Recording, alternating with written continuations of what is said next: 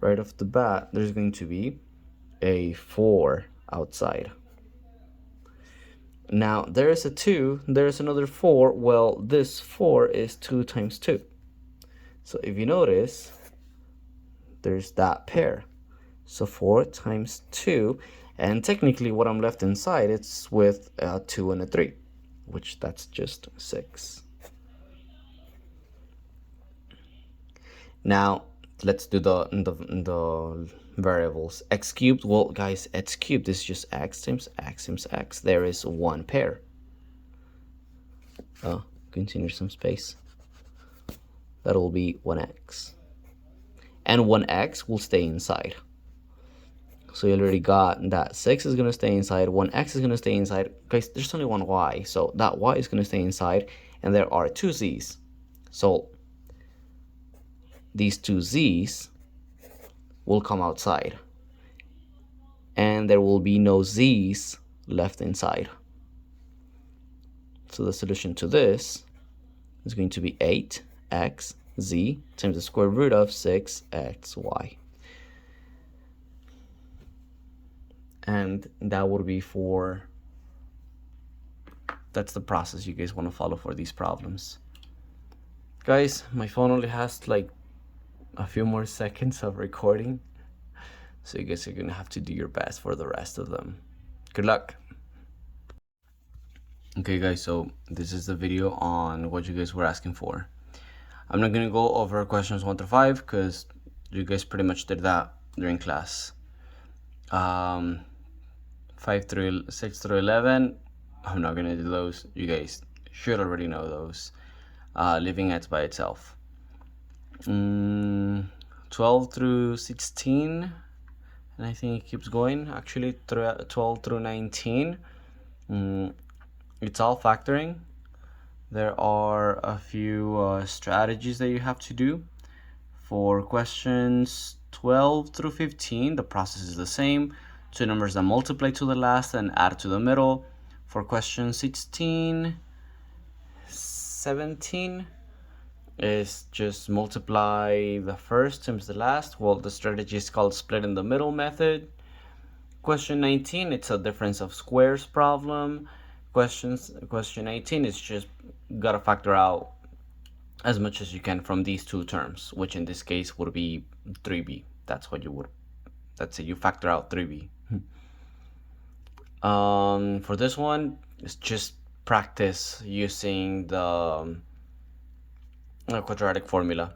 The quadratic formula is given there, and that's it. For 21, well, 2 would be your A, 2 would be your B, -4 would be your C, -1 would be your A, -3 would be your B, -2 would be your C. Question 23 to 24, that's SOHCAHTOA. You guys should know SOHCAHTOA. Sine is opposite of our adjacent. No. Sine is opposite of our hypotenuse. Cosine is opposite of our adjacent. Okay, I forgot it. SOHCAHTOA. SOHCAHTOA. Sine is opposite of our hypotenuse, cosine is adjacent of our hypotenuse, tangent is opposite of our adjacent. Use SOHCAHTOA. Don't forget it like me. Okay, this one, I'll do 2 of them. Okay, I'm going to do 25 and 28. Okay, so for 25, it's asking you to the word is give me 1 second. You have to evaluate f at x equals 3. Evaluate at x equals 3. So pretty much you just want to substitute all x's by 3's. So instead of being x squared, well, f of 3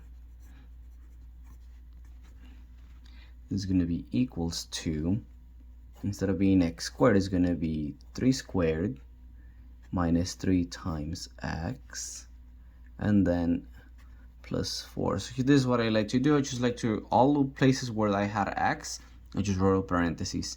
Then whatever I have here, that's what I'm going to put inside of these parentheses. So 3 and 3. There you go. I just replaced all the x's by 3's.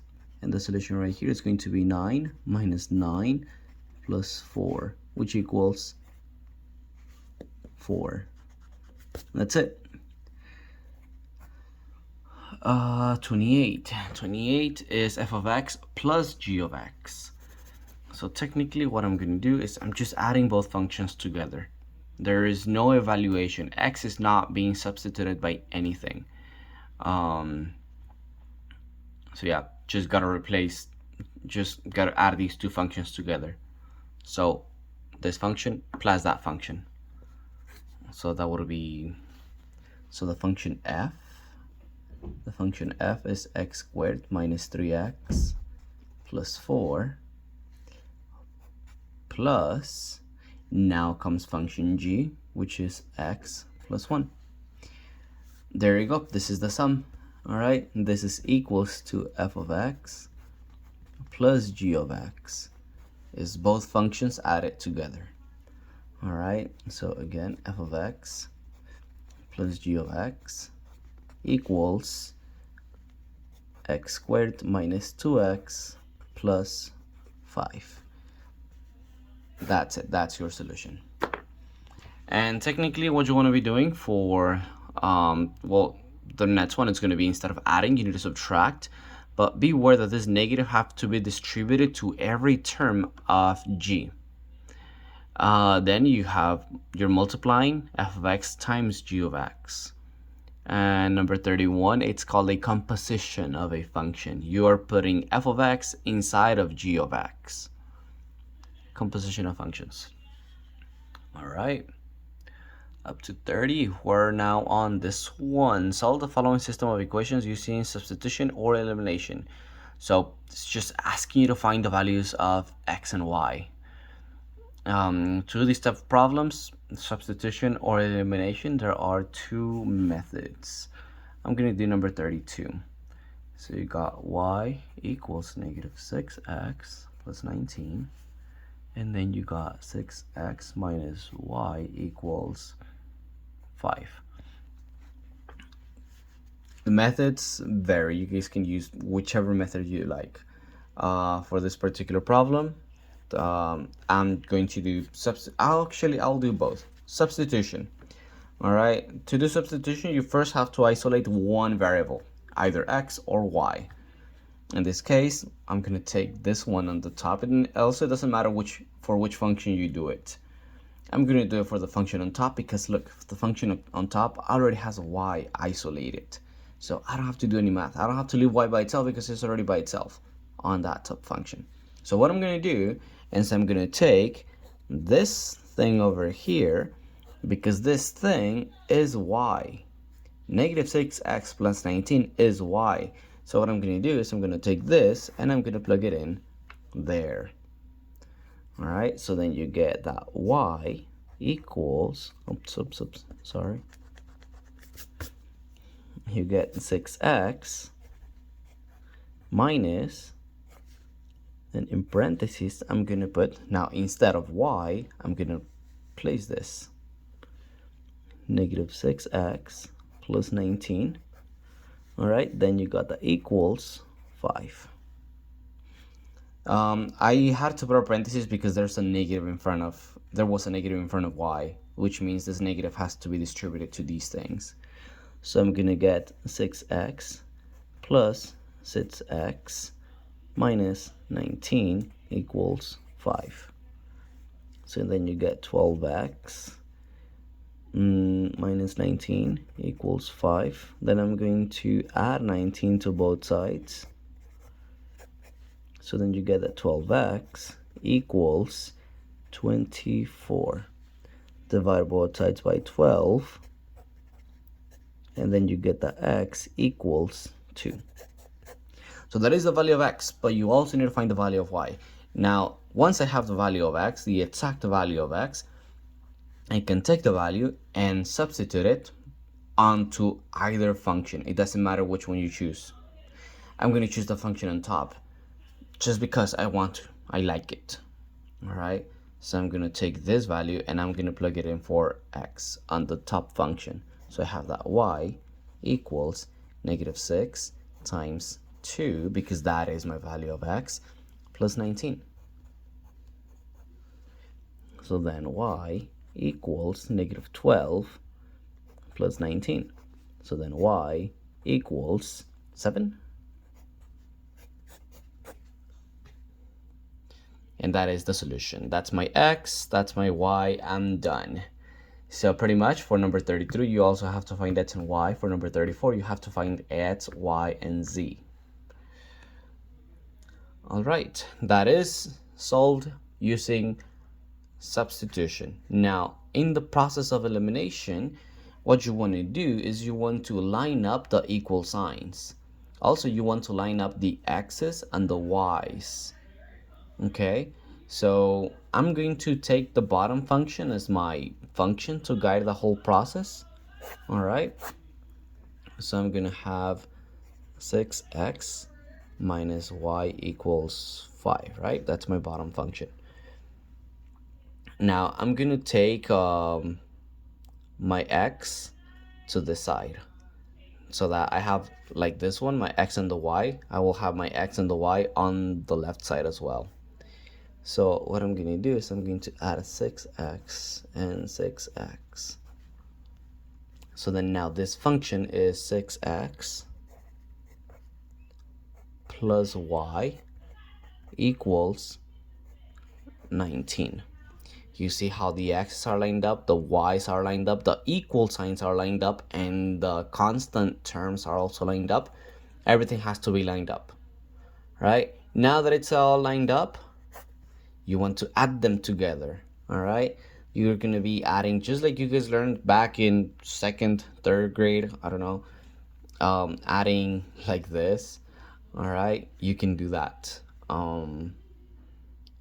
So let's begin now. Oh, but there is something you have to be strategic here a little bit. You want to make sure that when you add, one of these, either the x's or the y's, get canceled out. In this case, you notice it's going to be straightforward. The y's will get canceled out. That'll be you. That's why it's called the process of elimination. You are eliminating one variable by doing this. And in this case, I'll be eliminating the y variable. It's straightforward. I would do this. It would be very easy. Now here's the thing. What if you don't want to get rid of y, or what if y is not the easy one? Well, let's say that I wanted to get rid of x's.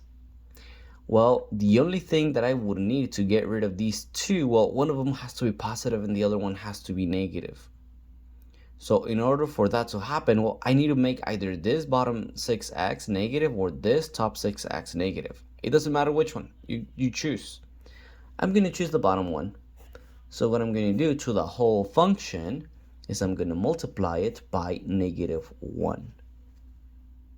If I do that, of course, the top function is not going to change. The top function is going to stay just the way it is. But the bottom function, I will multiply this -1 to all of the terms. This will make -6x, minus y equals -19. Now you see, now the y's are not going to get canceled out, but the x's will. So let's do this. 6x minus 6x, 0. Negative y and negative y, that's -2y, equals 5 minus 19, that's -14. Divide both sides by -2. So then y equals +7. And once you've got one value, you can take this one value and you can plug it into whichever function you like. It doesn't matter which one. Just make sure that it has both x and y. All right. So I'm going to plug this y equals 7. I'm going to plug it into that function. So it'll be 6x minus 7 equals 5. Let's add 7 to both sides. So I get that 6x equals 12. Divide both sides by 6. And I get the x equals 2. That's it. Exact same solution, different processes. Method of substitution, method of elimination. Should have just sent you guys a YouTube video on that, but yes. Systems of equations using either substitution or elimination. State the domain of the functions below. Domain and range, you guys know how this function looks. It's going to be a parabola shifted 3 units to the right. This is half a parabola sideways, shifted 1 unit to the left. You guys can use Desmos and find the range and domain for numbers 35 through 37. 38 through 41. Simplify the following expressions. Answers should contain only positive exponents. Just in this case, you're just multiplying. You're gonna be multiplying 3y times this whole thing. That'll make it 6x squared y cubed, right? Because this y and this y squared will become y cubed, and the 3 and the 2 will make 6. But x squared is not going to change because there's no x's being multiplied to this x. So the solution is 6x squared y cubed. This one's a little trickier, but it's actually very easy. You know that whenever there is a power, you have to write or multiply by that same thing that number of times, which in this case is 3. All right. When it's only one term, because this is a single term, there's no plus or minus in between, it's a single term, you don't have to rewrite it 3 times. All right, what it's going to happen, this power, this exponent, is going to multiply to the exponents inside. So y cubed will become y to the 9th. X squared will become x to the 6th. And 3 to the 1st, because it's to the 1st, will become 3 cubed. And 3 cubed is 27. So the solution for number 39 would be 27, x to the 6th, y to the 9th. You're done. Same thing for this one. Again, this is a single term. I know there is a minus here, but the minus, it's not separating 2 different things. Actually, the minus belongs to the exponent. I just have a negative exponent. So the process, it's the same. This will be x raised to the negative 4, y raised to the positive 8. All right, now you don't want any negative exponents. Remember that if you have a term, let's say x raised to the negative 8, that's equals to 1 over x to the positive 8. So that's what you want to do. You want to bring that term, that piece of that term to the bottom, to the denominator. So you're going to get a fraction for that one. And pretty much I gave you guys the solutions to 3 of those. All right, let's keep going. Write each expression in radical form given exponential form or vice versa. Okay, this is called exponential form because it has an exponent. 43, it's an exponential form. It has an exponent. Now, 44, it's in radical form because technically you have like the little square root symbol. So you want to rewrite this in exponential form. Also, 45, write it in exponential form. And of course, 42 and 43 in radical form. I'll do 42. 42, I think it's a good one. It'll be a good one. Okay, you got 4 raised to the 5/3. 4 raised to the 5/3. All right. So the power in the denominator, that actually is what will become the radical. So this will be a radical, like the 3rd root, the cube root. Because of that 3 on the bottom, this will be the cube root. Of course, the 4 will always be inside of the little house. okay? And then in parentheses, the number on top will be the number that will stay outside of the parentheses, just like that. And that's it. Then the process, of course, it's the same. The number that's outside of the parentheses, that'll be the number that will be, of course, on top. And the number that you have outside of here, that will be the number that will be on the bottom. And also, well, if you look at number 44, you will notice that it has no number there. Well, that's the regular square root, which means it'll be a 1/2. A 2 will be on the bottom. So technically 44 is 5 raised to the 5/2. All right. Let's see, these ones. Simplify each radical expression. Let's see. So simplifying, pretty much, it just wants you to take the, well, for 46, it's technically asking you to take the square root of as much as you can from that value. So let's see, the square root of 384 x cubed y z squared. Now I'm going to begin with the number. All right, now here's how I'm going to do it. All right, I'm gonna make a factor tree. Well, I actually want you guys to, let me make an easy example first. If I have, let's say, the square root of 32, that's a nice number, okay? You guys can make a factor tree using 32. That'll be 16 times 2, and then this will be 4 times 4. I'm gonna stop right here where I get two numbers that are the same. This is the square root, all right? So it means there's technically a little 2 there. We don't usually write it because it's like the default for the square root, but you can write it if you want to. It still represents the square root. So if you want to, if this little 2 is going to help you find like this process out. If it was 3, I would be looking for 3 numbers that are the same in this in the factors. Now because there's only 2, I'm looking for 2 numbers that are the same. So these numbers, because there's 2 of them, one, that means there will be a 4 outside. And then the rest, if they have no pairs, they will stay inside. So this is equal to that. Okay, because technically another way to look at this is that you technically have the square root of 16 times 2, which this is also equals to the square root of 16 times the square root of 2.